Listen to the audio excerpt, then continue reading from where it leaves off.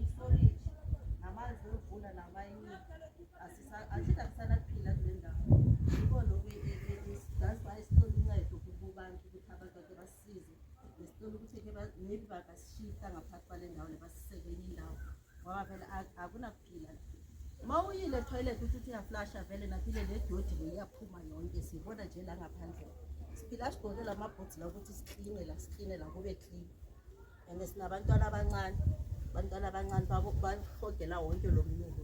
So besicela usizo bantu. Besicela uncedo ke sincedile.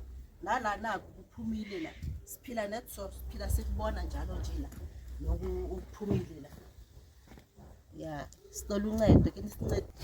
Sicela uncedo sifila kabuhlungu kabi, sifila kabuhlungu futhi sifila bad ngoba sihlala njengaphansi kwamanzi la nalayo no storage la.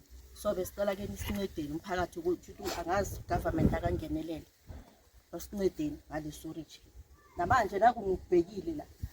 Mawuya toilet vele ufika uphuma lapho yobuya ubuke futhi ukuthi uphume kunjani. Sicela uncedo ke nisisize. Siyacela.